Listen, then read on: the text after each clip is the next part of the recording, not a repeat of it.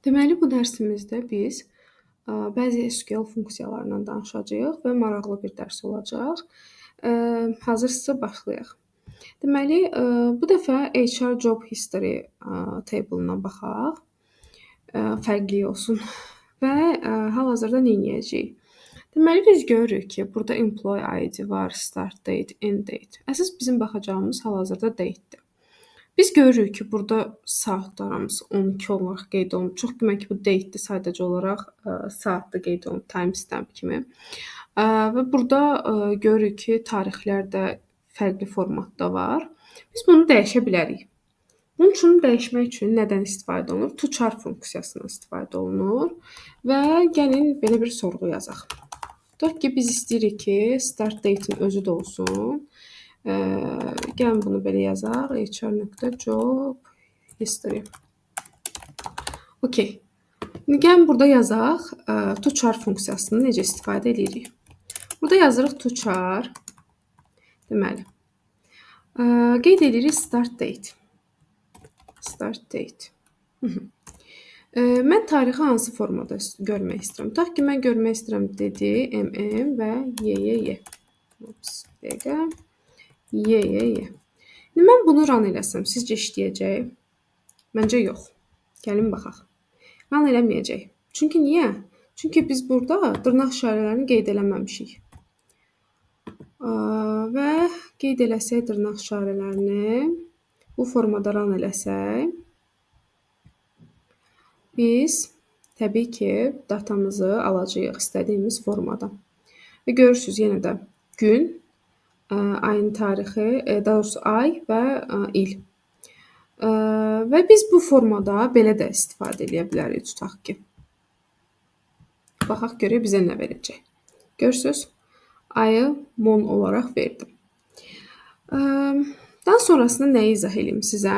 Tutaq ki, siz bilmək istəyirsiniz ki, bugünün tarixi neçədir? Buradan baxmaq istəyirsiniz ki, bugün ayın neçəsidir? Biz bu zaman nə edirik? Sysdate-dən istifadə edirik və burada biz görəcəyik ki, bugün ayın 25-i, 11-ci ay 2025. Və təbii ki, biz burada as bugünün tarixi bu formada da run edə bilərik də, düzdür? Və bu zaman bizim bir dəqiqə. Bu arada bəzən bu formada biz errorlar ala bilərik. Bu normaldır. Dırnaq işarəsinə görə də olur. Bəzən özün atır sistemdən bu formada da olur. Biz artıq görə bilərik ki, bugünün tarixi 25-i 11-ci ay 2025-ci ildir. Və bunu biz to chara çevirə bilərik sizcə. Gəlin bunu to chara çevirək. Görək nə olur. Sysdate və bu formada dd, mm və YYY. Bu formada gəlin yazaq. Burada da mötərizəmizi bağlayırıq və sorğumuzu run edirik. Bəli, gördüyünüz kimi sadəcə tarix məlumatı burada qeyd olundu. Və indi nəyə baxacağıq sizlə? Bu arada dual ümumi sadəcə hər hansısa bir məlumatı yazıb göstərmək üçün istifadə olunur. Hər hansısa bir cədvəl falan deyil, yəni. Tutaq ki, dualdan elə bu funksiyaları göstərmək üçün sizlə istifadə eləyə gəlin. Tutaq ki, bizim Aysun sözümüz var, balaca hərflərlə yazılıb. From dual. Bu formada biz sorğumuzu run edək. Bəli. Gəlin sütunun adını da dəyişək, qoyaq ad. Ad sütunumuzda deməli bir dənə value var, adı da Aysundur. İndi biz burada nə edəcəyik? Biz init cap funksiyasından istifadə edərək bu Aysunu baş hərfini böyüdə bilərik. Tutaq ki, biz burada yazırıq Aysun salam. İndi gəlin görək nə baş verəcək. Gördüyünüz kimi init cap funksiyası olan bütün sözləri baş hərfini böyüdür. İndi biz nədən istifadə edək? Gəlin indi biz upper funksiyasından istifadə edək. Görək upper funksiyası nə üçündür? Aysun salam. Bax, gördüyünüz kimi bütün sözlərin hamısının hərfləri böyütdü. İndi gəlin baxaq. Tutaq ki, burada salam böyüklə yazılıb. Biz bu zaman nə edirik? İndi lower funksiyasından istifadə edirik. Mən deyirəm ki, hamısı böyüklə yazılmasın, balaca ilə yazılsın hamısı. Bu zaman lower funksiyasından istifadə edə bilərik. İndi mən tutaq ki, bunu silirəm. Bunu da lap yazmışam böyük hərflə, qəşəng bir şəkildə. Tutaq ki, mən bilmək istəyirəm ki, Aysun sözündə neçə dənə hərf var? Bir dəqiqə.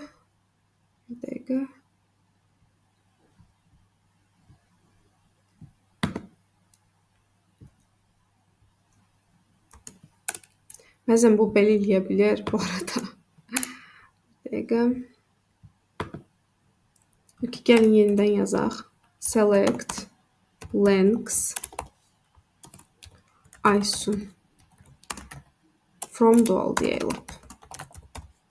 Gəlin bu formada yazaq. Bir dəqiqə sorumuz. Bəzən Live SQL-da belə problemlər olur. Baxın, bunu da run eləyirəm, bu formada olur.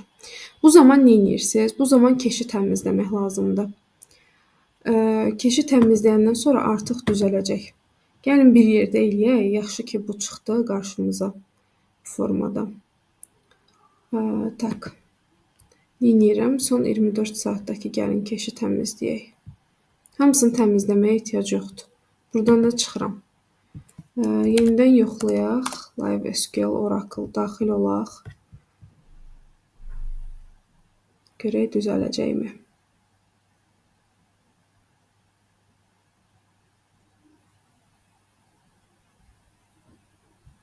Tak. Formada X eləyə bilərik. Daha sonra daxil oluruq.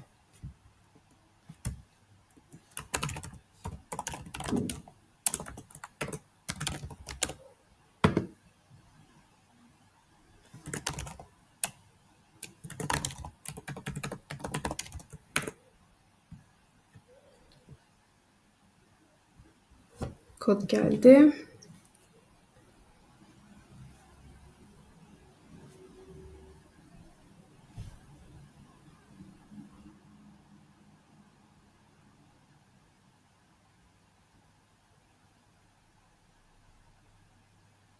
Okay, kodumuz gəldi. 602 865.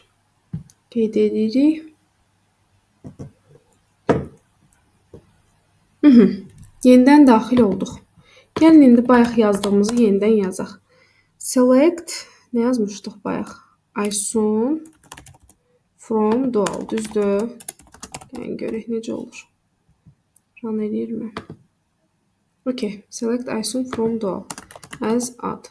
Okay, gəlin indi biz baxaq ki, Aysun sözündə neçə dənə hərf var. Bu zaman biz nə edirik? Lengths funksiyasından istifadə edirik.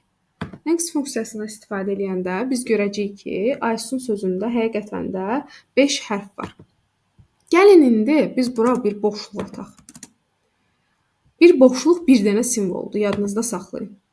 Mən bura 2 dənə bu tərəfdən, 2 dənə də bu tərəfdən boşluq atdım. Gördünüz, lengths funksiyası ilə deməli bizim adımızda 9 dənə simvol oldu artıq. Mən bu tutaq ki, istəyirəm ki, məndə boşluqları çıxartsın, heç bir boşluq görsənməsin. Bu zaman mən nədən istifadə edəcəm? Trim funksiyasından. Görürsünüz, heç bir boşluq saxlamadı. Və indi mən tutaq ki, lengths funksiyasını yazsam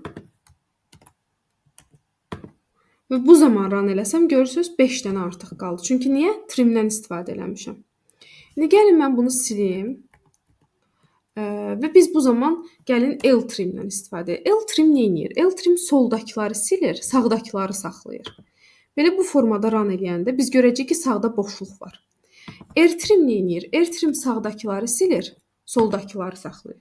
Biz bu formada baxsaq görəcəyik ki, solda heç bir boşluq yoxdur. Bu normaldır.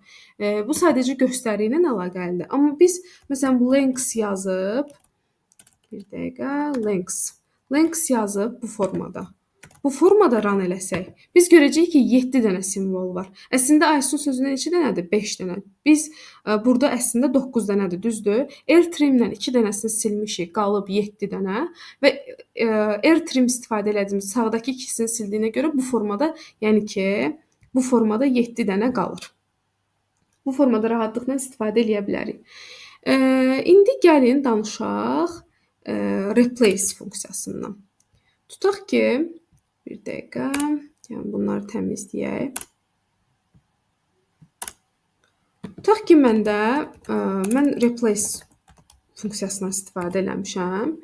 Tutaq ki, yazmışam ki, Ayşən, düzdür?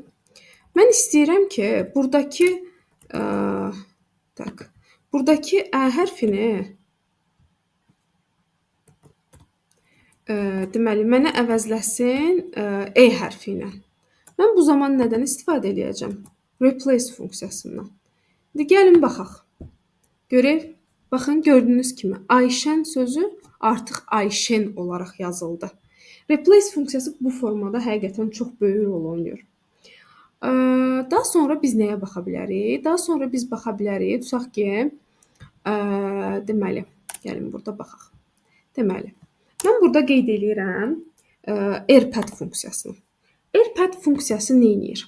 Gəlin yazım, sonrasında baxaq. Tutaq ki, bu formada mən yazdım. Bu formada run eləyirəm. Erpad nə edir? Erpad özündən sonraki sözün sağına simvol əlavə eləyir. Buradakı 10 nəyi bildirir? Mən istəyirəm ki, məndə 10 dənə simvol olsun. Düzdür? Gəlin sayaq. Ayşən özü 5 dənə, burada da 5 dənə ulduz var. Deməli 10 dənə. Mən burada tutaq ki, 6 yazsam, 6 yazanda mənə cəmi bircə dənə ulduz verəcək. Çünki 6-ya tamamlamalıdır. Tutaq ki, mən bura 3 yazsam, AYŞ sadəcə bunu verdi. Və yaxud 5 yazsam, sadəcə bunu verdi. Yəni, bu sadəcə nə edir? Özündən sonraki sözləri simvol nə qədərdirsə, o qədərə tamamlayır. Əgər simvol azdırsa, məsələn 3 dənədirsə 3 dənə simvol yazır. Bu da çox gözəl funksiyadır həqiqətən. İndi gəlin hansı funksiyadan istifadə eləyək? Məsələn, söz də dəyişək gəlin. Tutaq ki, Azərbaycan. Gəlin burada qeyd eləyək, yazaq, deməli, sub-str funksiyasını. Sub-str funksiyası nə edir? Sub-str funksiyası sözü ayırmaq üçün istifadə olunur. İndi izah eləyəcəm niyə görə ayırmaq üçün. Baxın, mən burada bunu run elədim, düzdür? Mənə nəyi verdi? Can. Niyə can verir? Çünki mən burada demişəm ki, get mənə 8-ci simvoldan başla, 3 dənəsini seç. Və yaxud mən burada yaza bilərəm 2 dənəsini seç. Bu zaman nə verəcək sizcə? Ca. Niyə? Çünki 2 dənəsini seç demişəm. Baxın, təzədən run eləyirəm. Baxın, nə verdi mənə? Azərbaycan, düzdür? Mənim 8-ci simvolum budur. C hərfindən başlayır. Və C-A-nı 3 dənəsini sayanda deməli mənə gəlir, nəticəm can olaraq çıxır. İndi isə instr funksiyasına baxaq. Deməli, instr funksiyası nə üçün istifadə olunur? Gəlin yazaq. Mən tutaq ki, burada qeyd eləyirəm bu formada. Okey. Deməli, gəlin balaca A hərfi yazaq, tam aydın olsun. Okey. Deməli, instr funksiyası nə edir? Mən burada sözümü vermişəm, düzdür? Və bir dənə də A hərfi vermişəm, balaca. Mənə nə edir? Deyir ki, get birinci sözdən başla, birinci hərfdən daha doğrusu. Birinci hərfdən başla və mənə birinci balaca A hərfini tap gətir. Görürsünüz, məndə 6-cı yerdədir. Gəlin həqiqətən sayaq. 1, 2, 3, 4, 5, 6. 6-cı yerdədir həqiqətən də.